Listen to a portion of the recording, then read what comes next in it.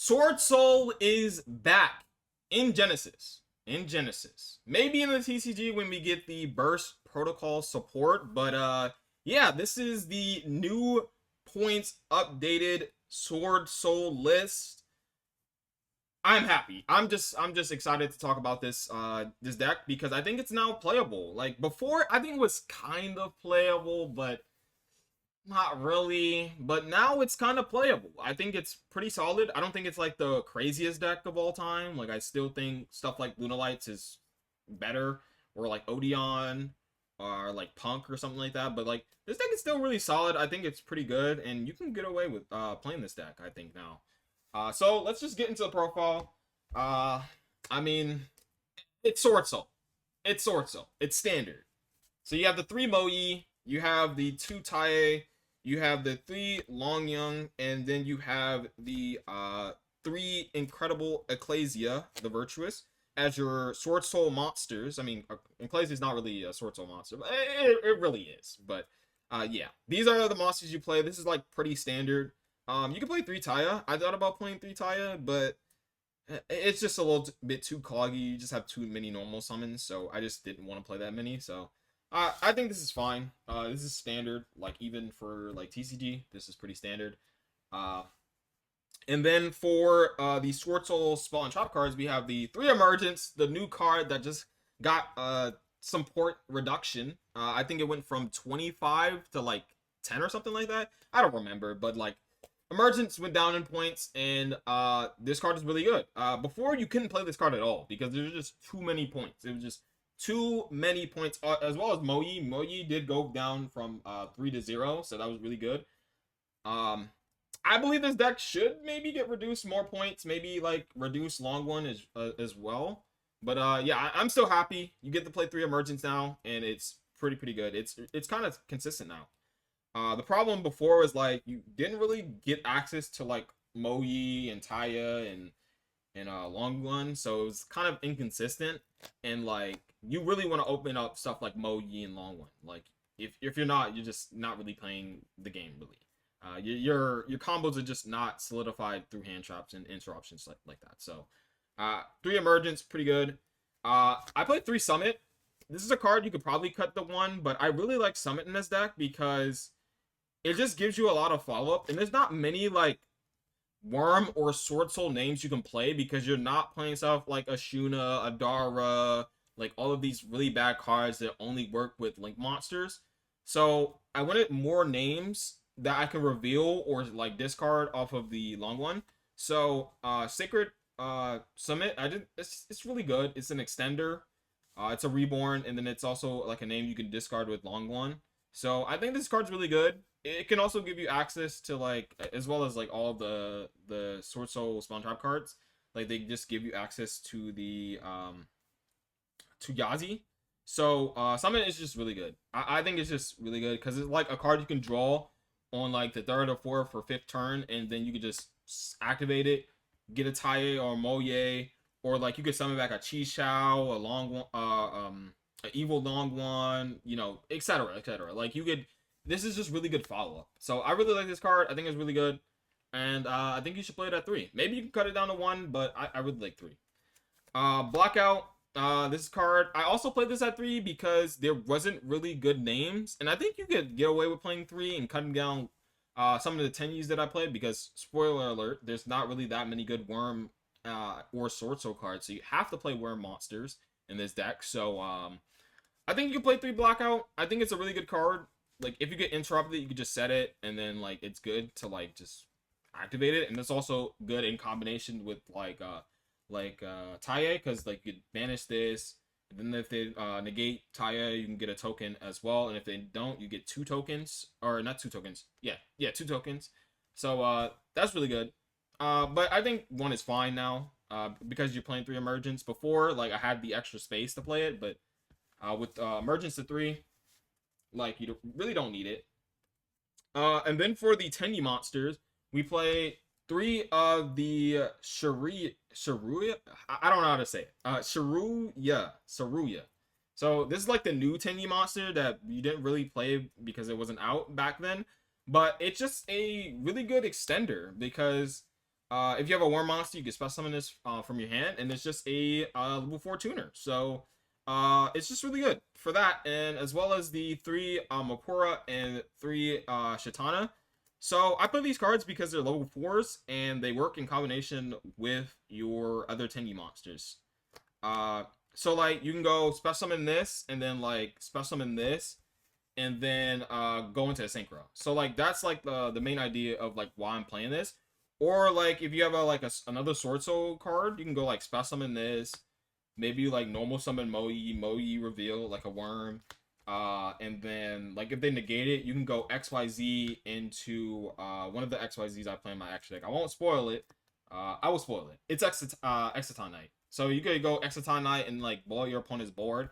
And then if you have like a long one, you can extend further. Or you could just like blow up their field and just turn it into like a grind game situation.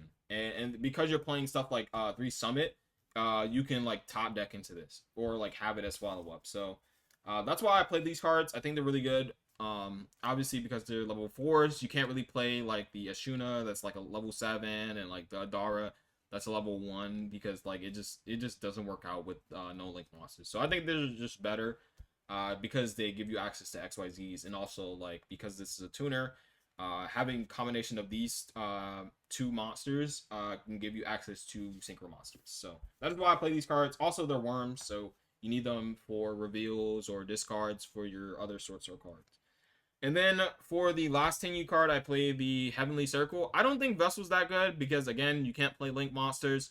So I think Heavenly Dragon Circle is really good because it dodges a lot of things. It gets you to your extenders, gets you to your Swordsouls, because some of the times if you have like these 2 cards, like a Tenyi plus like Heavenly Circle, you can just special summon this, use this effect, tribute this, and then get access to your Moe. So that's a way to play through your opponent's interruptions. Or not play through your opponent's interruptions. That is a way to play through your opponent's interruptions, but a way to get to play the game. But like Heavenly Dragon Circle is also a way to like dodge stuff like Baylor or like Imperm by just normal summon Moe, use the effect. Like this is standard, but like I'm just trying to explain it for like the new players. So like yeah, this is why you play it. It gets to interruption, it gives you to your engine. It's just really good, and it can also add a Tenyi from your deck to your hand while it's in the graveyard. So it also acts as like more extension. So I think this card is just really good in this deck. We don't play the synchro, the Tenyi synchro or the field spell. I was playing that at some point, but it's just too cloggy. Like you can play that card if you want to play like 1 Heavenly Circle, 2 of the field spell, but like you would rather make another synchro instead. Like you'd rather make like a Chi Shao or a Jekyll Berserker, like, or a Baxia. Like you would never want to do that. Like I don't think these cards are like that good. Maybe in like a TCG deck, but like you don't want to do that in this deck. And then for the non-engine, I chose to play hand traps in this deck. You could play stuff like Cosmic, Dark Ruler, like any of these other cards, Dark Hole. Like you can play that, but I thought hand traps are the best because hand traps just work best with Swordsoul because you can just draw into them. And then like have them as interruption as well, because the Swordsoul board is like really not that good. So you need stuff like quick play spells or like hand traps. So I wanted to play these. 2 Ghost Mortar, 2 Ghost Bell, or not Ghost Bell, Ghost Ogre, my bad. And then 3 of the DD Crow, and then 3 of the Skullmeister. So this is what I chose to play because they're good against like Ogre is good against like Lunalights and stuff like that. DD Crow and Skullmeister are also really good as well as the Ghost Mourner. So like this is really good against Lunalight because I feel like Lunalight is still a very powerful deck. And then as well as stuff like Draco Tail, like you can negate the graveyard effects, or like DD Crow, like a 5 mana or something like that. So I think they're really good. Like they're overall really good against like the combo decks. It's just like they're kind of like underwhelming against stuff like Odeon and just like all these other stuff. Because like those type of decks, they don't really have graveyard effects. Like maybe against like Eldritch, like Labyrinth, like they're pretty decent. Like you could still use like these type of cards, but some matchups is kind of iffy. Like these cards just don't do anything, or they don't do very little. Like what's that deck? Vanquisol. Vanquisol, like Skullmeister is not gonna be useful at all. Same thing with DD Crow. Like maybe DD Crow can like hit like one of the Vanquisol cards, I guess. Like they don't really have the XYZ, or not the XYZ. They don't have the Link monsters, so they can't really recur back. So like DD Crow just doesn't really have a purpose against that deck. But against like other decks, like these cards have some purpose. Uh, but yeah, you can play stuff like Cosmic. Like you could cut like Skullmeister and play Cosmic because it's like a little bit better into those type of matchups because you can like Cosmic the Vanquisol trap or like the Field Spell or whatever, or like hitting like the Punk Field Spell, or like all these other field spell, like the Generator Field Spell, like you do that, or like the Odeon traps. So yeah, there's options you can play, but like this is what I chose to play in the main deck because it's just like you want to draw into these hand traps to like interrupt your opponent. And like combo decks are like the most scariest decks. Like yeah, if you have dead cards against like Odeon, like games 2 and 3, you can just side them out and put in like Cosmic, Twin Twister, Hatred, and stuff like that. So I wasn't really scared of that. Then for the Swordsoul, or for the extra deck, we have the Swordsoul monsters. So you play the Swordsoul cards. You only play one Chi because I think it's still like 33 points, which is a lot. I think this should get reduced to like 25 or 20 or 15. I think it would be really helpful because then you could play like more non-engine that's like a little bit more powerful. And I don't think that's really crazy considering the fact that Swordsoul is like a mid-range deck. It is not like a crazy combo deck. So it's like not doing anything really crazy. It's like setting up a negate plus like a double pop with like blackout. And that's really about it unless you want to go into these two cards. So I don't think the deck is like too crazy. But yeah, these are like the main three monsters that you go into with the Swordsoul cards. As well as the another card, the Tenyi card, the Berserker. Draco Berserker is really good. So this is what I make instead of the third or second Chi is the Draco Berserker. This card is just really good because it's an interruption. It's not as good as Chi because it can't like add a Sword Soul or like add all these other cards in your deck because you can go emergent search like any of these worms when you have these synchros. But like Draco Berserker is a pretty powerful card. Like this card is really insane. It's a banish and it also really good going second to like OTK and stuff like that, or like clear up on his board. So I think it's like really good. Another card that's really good at clearing the board is the Yang Zhang cards, which is the triple Baxia. I play triple Baxia because you don't really have that much extra deck. Like you don't play like Baron, you don't play stuff like the Chao Fang. Like you just have extra space because they have a lot of points. So Baxia at 3 is like really solid, and you can go through like 3 Baxias in a single duel. So I think Baxia is pretty cool. And then the Yazi, there's another option you could use to get through your opponent's interruption. So you can like stick a Draco Berserker or a Chi-Chao onto your board. And then for the rest of the extra deck is going to be more utility cards as well as Ultimate Slayer targets. I'm not going to be showing a side deck because there's no point. Like the side deck will change from event to event or like locals to locals. You could just play whatever.